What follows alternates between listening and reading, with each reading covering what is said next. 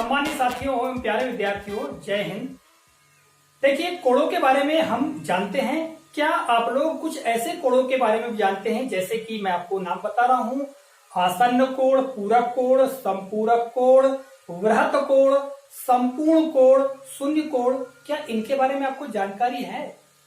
देखिए, आज मैं ऐसे ही कोणों के बारे में आपको जानकारी देने वाला हूं। आप लोगों ने निश्चित तौर से, जैसे कि मैं यहां बता रहा हूं आपको, न्यून कोण, ठीक है, समकोण, अधिक कोण और ऋजु कोण, अर्थात इसे ही हम कहते हैं सरल कोण। इन चार कोणों के बारे में निश्चित तौर से आपको जानकारी होगी, क्योंकि ये प्राथमिक स्तर पर भी और निश्चित तौर से माध्यमिक स्तर पर भी इन्हीं का अध्ययन करते हैं और अध्यापक लोग इन्हीं का अध्ययन कराते हैं। कि तो ये जो कोण मैंने बताया आपको अभी, जैसे कि यदि हम आगे बात करें तो आसन्न कोण, ठीक है, आसन्न कोण, और इसी के आगे हम देखें तो छठवां है पूरक कोण, और इसी के आगे हम बात करें तो समपूरक कोण, फिर इसी के आगे हम बात करें सर्वांग समकोण, ठीक है, सर्वांग सम कोण, और आगे हम देखें शून्य कोण, और इसी के आगे देखें तो 10वां है वृहत कोण, वृहत कोण, और 11वां हम देखते हैं तो संपूर्ण कोण। इन कोणों के बारे में शायद ही हमको कम ही जानकारी होती है। देखिए, आज मैं इन कोणों के बारे में आपको समझाता हूं, बताने का प्रयास करता हूं। सबसे पहले हम बात करते हैं आसन्न कोण की। तो नाम को जान ले, आसन्न, आसन का मतलब होता है निकट, यानी समीप का, अर्थात ऐसे कोण जिनका एक जो शीर्ष बिंदु है वो उभयनिष्ठ हो। देखिए, मैं आपको उदाहरण के माध्यम से समझाता हूं। ये हम आसन्न कोण के बारे में जान रहे हैं। तो यहां पर एक कोई बिंदु O है और उस O से दो किरणें अलग अलग दिशाओं में, यानी ये OA एक किरण और दूसरी किरण मान लिया जाए एक अन्य दिशा में OB, और एक तीसरी किरण ये OC। यहां पर देखिए, इनका जो शीर्ष बिंदु O उभयनिष्ठ है और यहां पर कोण बन रहा है AOC। एक कोण ये बन रहा है, फिर दूसरा कोण बन रहा है COB, ये कोण बन रहा है। ये दो कोण बन रहे हैं और दोनों ये निकट के कोण हैं, यानी आसन्न है, जबकि आसन्न का मतलब होता है निकट का, समीपस्थ, ठीक है। तो ये दोनों कोण समीप के हैं और ये दोनों आपस, और इन दोनों कोणों का जो उभयनिष्ठ बिंदु O है, यानी इनका शीर्ष क्या है, O है। तो ये दोनों कोण आपस में क्या कहलाते हैं, आसन्न कोण कहलाते हैं। और बता दूं आपको, आसन्न कोण ऐसा नहीं कि इसी प्रकार के न्यून कोण टाइप के बने। आसन्न कोण इस प्रकार भी हो सकते हैं, ठीक है, इस प्रकार भी हो सकता है आसन्न कोण। ये आपस में आसन्न कोण है, ठीक है।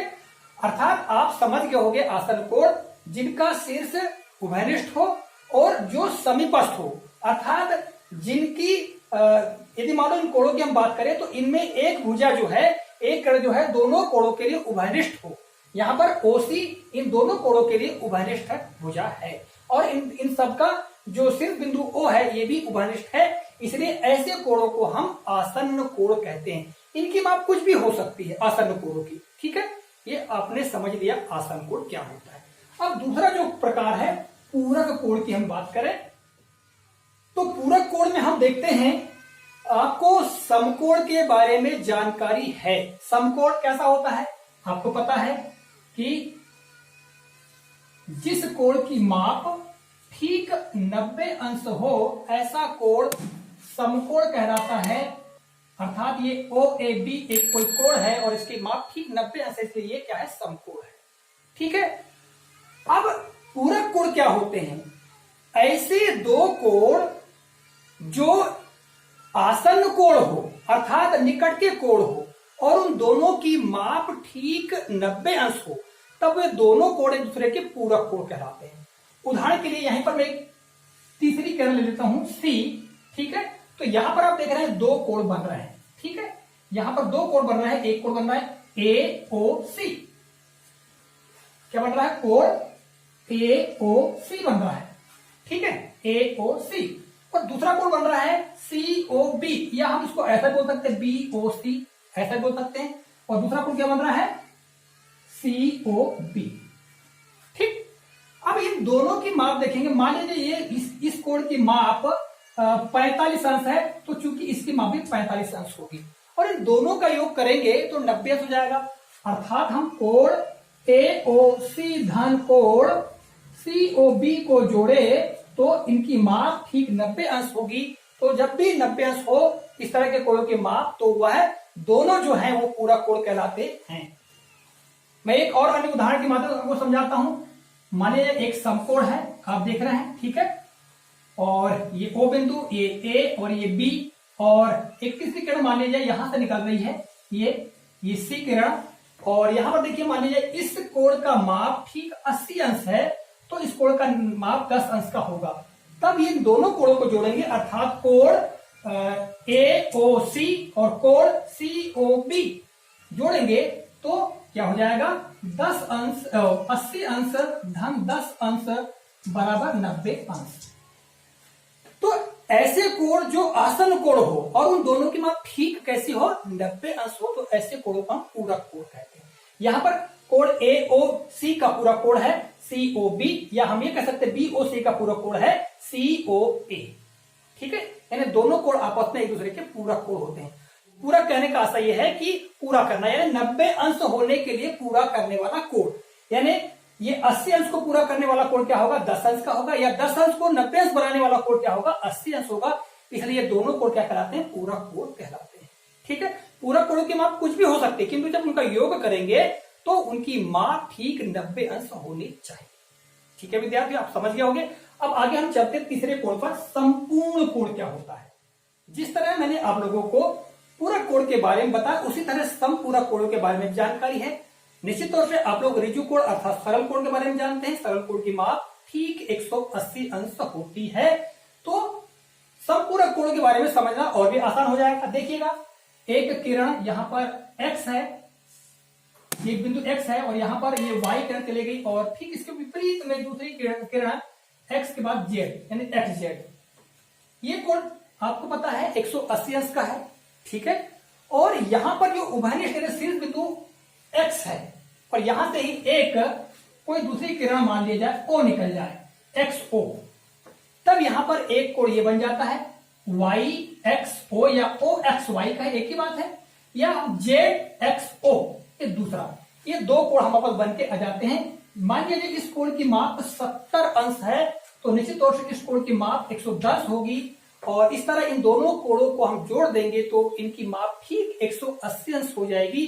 तब हम यहां पर कह सकते हैं कोण YXO धन कोण OXZ।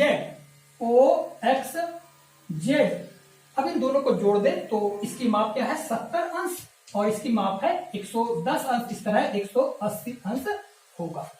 और ये दोनों कोण भी आसन्न कोण हैं, अर्थात निकट के कोण हैं, जो एक ही तल पर स्थित हैं। तो ऐसे कोण जिनकी माप यानी दोनों का योग करने पर उनकी माप 180 अंश होनी चाहिए, उनका योग 180 अंश होना चाहिए, तब कोणों को हम समपूरक कोण कहते हैं। समपूरक यानी पूरा पूरा कर लेना, अर्थात 180 अंश की माप को पूरा कर लेने वाले कोणों को हम समपूरक कोण कहते हैं। समपूरक कोण की माप कुछ भी हो सकते हैं, किंतु उन दोनों का योग करेंगे तो 180 अंश होना चाहिए। ये मान लीजिए 60 अंश हो सकता है, तो ये हो जाएगा 130 अंश, ठीक है। यदि ये 10 अंश का होता तो ये 170 अंश का होगा। बात समझ में आ गई? या मान लीजिए ये 20 अंश का है तो ये 160 अंश का होगा। तो इस तरह दोनों कोण की माप कुछ भी हो सकते हैं, किंतु उनका योग करने पर उनका योग 180 अंश होना चाहिए। तो ऐसे आसन कोण जिनकी माप अर्थात जिनका योग 180 अंश हो, ऐसे कोणों को हम समपूरक कोण कहते हैं। विद्यार्थी आप लोग समझ लिया होगा, ठीक है। आगे चलते हैं, सर्वांग सम कोण। तो नाम से स्पष्ट है, सर्वांग सम अर्थात सभी अंग एक समान हो। इस कोण की हम बात कर रहे हैं, सर्वांग सम कोण की। सभी अंग, सर्वांग, सर्वांग यानी सर्व अंग, सर्व अंग यानी सभी अंग, सम यानी बराबर, जिसके सभी अंग बराबर हो तो सर्वांग सम कोण कहलाते हैं। यहां पर सीधे माप की बात आती है। किसी तल पे दो कोण अलग अलग हैं। एक कोण है, मान लिया जाए मैं यहां पर OX एक किरण लेता हूं, ठीक है, और दूसरी किरण में यहां पर OY, और इसकी माप मान लिया जाए 40 अंश की है। इसी तरह इसी तरह में दूसरा कोण यहां पर PQ एक किरण है और एक किरण में यहां पर दूसरी बनाओ R, ठीक है जी, और इसकी माप भी ठीक 40 अंश है। हम देखते हैं यहां दोनों की माप 40-40 अंश है, अर्थात ये 40 अंश दोनों की माप होने की वजह से ये दोनों कोण जो है सर्वांग समकोण कहलाएंगे। देखिए सर्वांग समकोण की माप कुछ भी हो सकती है, किंतु दोनों कोणों की माप समान होनी चाहिए। जब दो कोणों की माप समान हो, ठीक है, तो ऐसे कोणों को सर्वांग समकोण कहते हैं, जिनके सभी अंग बराबर, अर्थात कोण की माप बराबर। ठीक, समझ में आ गया। अब आगे चलते हैं शून्य कोण पर, ठीक है। तो शून्य कोण को मैं यही समझाता हूं आपको। अब देखिएगा, नाम से स्पष्ट है, जिसकी माप शून्य अंश हो शून्य कोण कहलाता है। अब देखिए कैसे, एक बिंदु है O और O से एक किरण गई है O एक किरण है, ठीक है, इसी के ऊपर दूसरी एक किरण गई है, ये OB। आप देख रहे हैं कोण क्या होता है, दो किरणों के बीच का जो अंतर होता है उस अंतर के माप को हम कोण का माप कहते हैं, ठीक है, ये कोण कहलाता है। अब यहां देख रहे हैं आप दोनों किरणों यानी AO और BO, इन दोनों के बीच में कोई अंतर है क्या? बिल्कुल अंतर नहीं है, अर्थात इनकी जो माप है वो कितनी होगी, शून्य अंश होगी। भाई यहां पर 40 डिग्री हो रहा है, 40 अंश हो रहा है, ठीक है, परंतु यहां पर तो सीधे एक के ऊपर एक दोनों किरणें हैं। ऐसी स्थिति में इनकी जो दोनों के बीच का, जो दोनों किरणों के बीच का अंतर जो है वो शून्य अंश या शून्य डिग्री है, इसलिए इस कोण को हम कहते हैं शून्य कोण।